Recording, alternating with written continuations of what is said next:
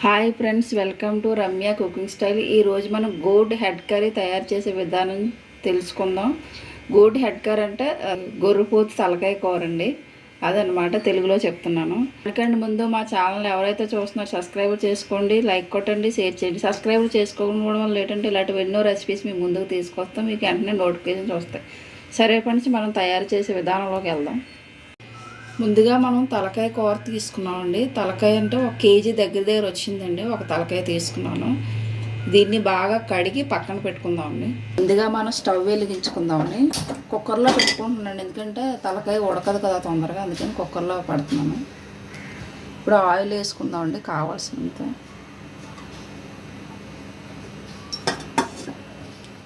కర్రీకి కావాల్సినంత ఆయిల్ వేసానండి. ఇప్పుడు ఆయిల్ వీటెక్కిందండి. నేను తేజ్పత్తాకు అంటే బిర్యానీకి వేస్తున్నానండి. అది వేసుకోవడం వల్ల ఏంటంటే టేస్ట్ బాగా రెట్టింపు అవుతుంది, స్మెల్ కూడా బాగుంటుంది కర్రీకి. ఇది కొంచెం ఫ్రై అయ్యాక ఆనియన్స్ వేసుకుందాం. ఇప్పుడు ఆనియన్స్ వేస్తున్నానండి.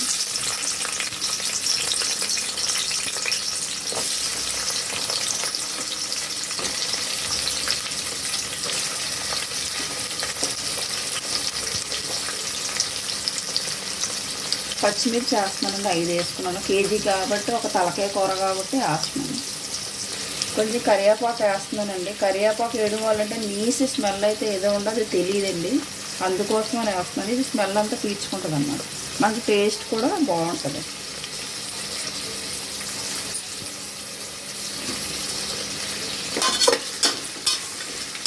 ఇవన్నీ బాగా దగ్గరగా ఫ్రై చేసుకోవాలండి, బాగా రెడ్ కలర్ వచ్చేంత వరకు వేగనివ్వాలండి.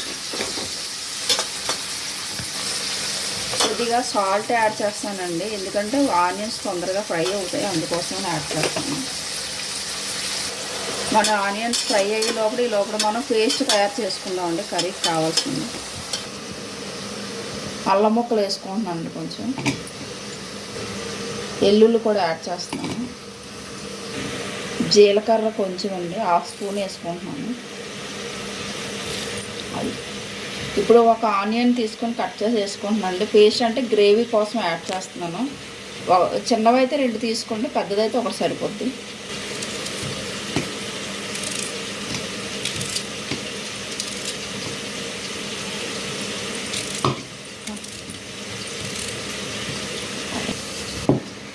ఇప్పుడు దీన్ని పేస్ట్గా తయారు చేసుకుందాం. పేస్ట్ తయారైపోయింది కానీ దీన్ని పక్కన ఉంచుకుందాం. ఒక గిన్నెలో కొంచెం చింతపండు నానబెట్టుకుంటున్నానండి. ఇది కర్రీ తయారైనప్పటికీ ఇది నానుతుంది. కూరకి చింతపండు వేయడం వల్ల తలకాయ కూరకి చాలా టేస్ట్ వస్తుందండి. ఆనియన్స్ ఇంకా ఫ్రై అవ్వలేదండి, వేదికనే ఇంకా కొంచెం కలర్ రావాలి.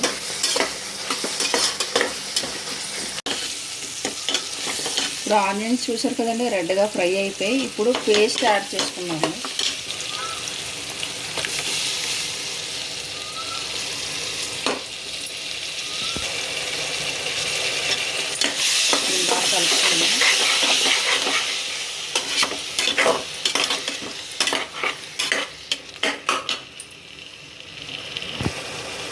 ఇప్పుడు దీంట్లోనే కారం 3 స్పూన్స్ వేస్తున్నానండి. ఎప్పుడైనా నీసు కూరలకి కొంచెం కారం ఎక్కువ ఉంటేనే బాగుంటుందండి, లేకపోతే తినడానికి బాగోదు.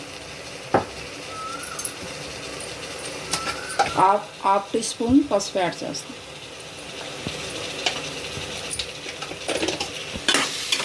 ఇవన్నీ కూడా బాగా ఫ్రై అయ్యే వరకు ఉంచాలండి.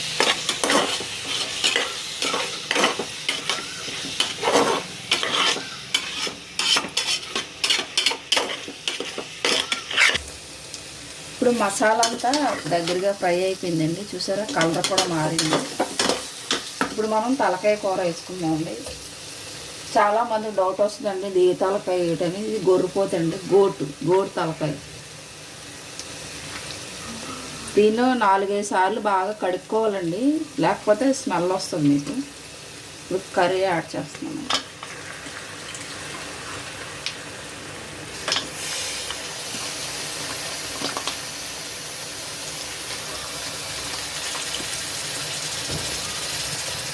ఇప్పుడు మనం దీన్ని బాగా కలుపుకున్నాము ఒకసారి.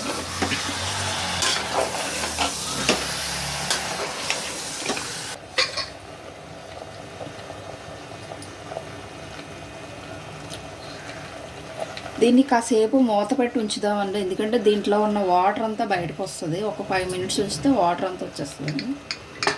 నార్మల్గా పెడుతున్నాను. టమాటా 3 తీసుకున్నానండి. ఇది పేస్ట్ తయారు చేసి పక్కన పెట్టుకుందాం.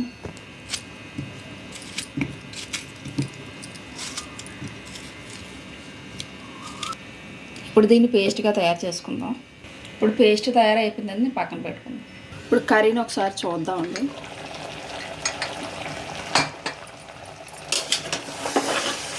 చూసారు కదండి, కొంచెం వాటర్ వచ్చింది. ఇది బాగా దగ్గర చేసుకోవాలండి. వాటర్ అంతా దగ్గరికి అయిపోయే వరకు ఉంచాలి. చూసారు కదండి, బాగా దగ్గరగా అయిపోయింది. కర్రీ కూడా కిందకి కొంచెం దగ్గరగా అయిపోయింది. ఒకసారి కలుపుకుందాం. చూసారా, కడుపు కూడా పడుతుంది. అంటే వాటర్ అంతా ఇంకిపోయినట్టు అర్థం. కలర్ కూడా చేంజ్ అయింది. ఇప్పుడు మనం పేస్ట్ తయారు చేసుకున్నాం కదండి, టమాటో పేస్ట్, అది యాడ్ చేసుకుందాం. టమాటో పేస్ట్ వేస్తున్నాను. ఆ తర్వాత ఏమొచ్చి చింతపండు నానబెట్టుకున్నాను కదండి, అది ఇలాగా తీసుకున్నాను, రసం తీసుకుని వేసుకుంటున్నాను. ఇప్పుడు మొత్తం కలుపుతున్నాను.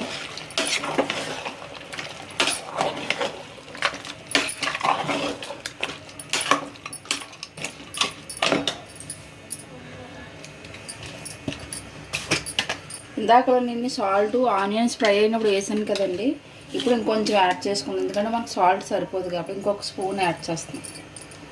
ఒకవేళ సరిపోకపోతే టేస్ట్ చెక్ చేసి వేసుకోవచ్చు.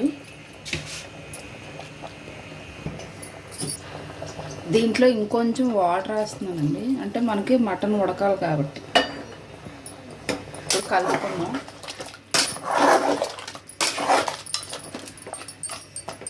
చూసారు కదా, ఇది మాంసం ములిగినంత వరకు వాటర్ వేసుకుంటే సరిపోద్ది, మనకి ఉడుకుతుంది అన్నమాట. ఇప్పుడు దీనికి మూత పెట్టేస్తున్నానండి. మూత పెట్టి ఒక 4-5 విజిల్స్ వచ్చే వరకు ఉడికించుకోవాలి. మినిమం 4-5 విజిల్స్ రావాలండి, అలాగైతేనే మనకు ఉడుకుతుంది. ముద్ర మాంసం అయితే అంక అసలు ఉడకదు. ఇంకో 2 విజిల్స్ ఎక్స్ట్రా పెట్టుకోవాలి. 4 విజిల్స్ వచ్చాయండి. ఇప్పుడు స్టవ్ ఆఫ్ చేస్తున్నాను. ఇప్పుడు పెసరపోయేంత వరకు ఉంచుకుందాం, 5 మినిట్స్. ఇప్పుడు ఒకసారి చెక్ చేద్దామండి. పెసర వచ్చిందండి, ఓపెన్ చేద్దాం. ఉడికిందే లేదో ఒకసారి చెక్ చేద్దాం. దగ్గరగా అయిపోయింది. చూసారు కదా ఎంత బాగా కనిపిస్తుంది. ఇది ఉడికిపోయిందండి. ఇప్పుడు మళ్ళీ స్టవ్ ఆన్ చేసుకుందాం. ఇప్పుడు ఇందులో మసాలాలు యాడ్ చేసుకున్నాను. ఇది చూస్తున్నారు కదండి, నేను మటన్ మసాలా యాడ్ చేస్తున్నానండి ఇందులో, ఎందుకంటే మనకు తలకాయ కూర మసాలా దొరకదు కాబట్టి, అందుకని ఈ మసాలా యాడ్ చేసి ఇది 1 స్పూన్ వేసుకుంటున్నానండి.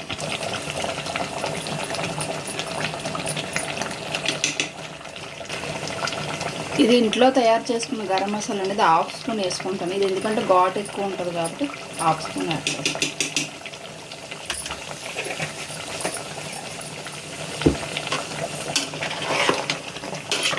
కలుపుకోవాలండి, మసాలా అంతా పట్టాలి.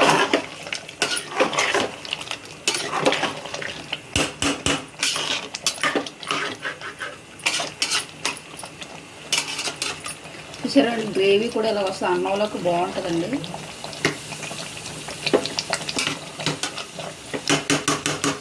ఒకవేళ మీకు కర్రీ ఒకవేళ ఉడకపోతే మరొక 2 విజిల్ పెట్టుకోండి. దీంట్లో నేను ఇప్పుడు కొంచెం కొత్తిమీర, కొద్దిగా పుదీనా యాడ్ చేస్తున్నానండి, స్మెల్ కోసం. రుచి ఇంకా పెరుగుతుంది. ఇది కస్తూరి మెంతి యాడ్ చేస్తున్నాను.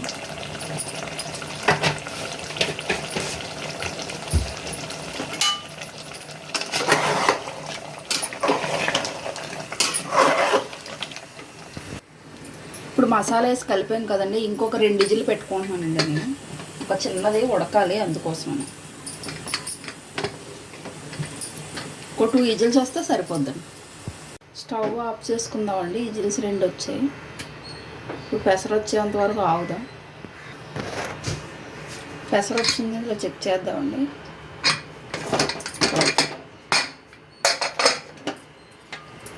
చూసారు కదా, ఆయిల్ సపరేట్గా తేలింది. కర్రీ రెడీ అయిపోయిందండి. ఇప్పుడు ఇందులోకి తీసుకుందాం. చూసారు కదండి, కర్రీ తయారైపోయిందండి. చాలా కలర్ఫుల్గా కనిపిస్తుంది కదండి. దీనికి ఇప్పుడు మనం కొంచెం గార్నిష్ చేసుకుందామండి. కస్తూరి మీద యాడ్ చేసాం కొంచెం.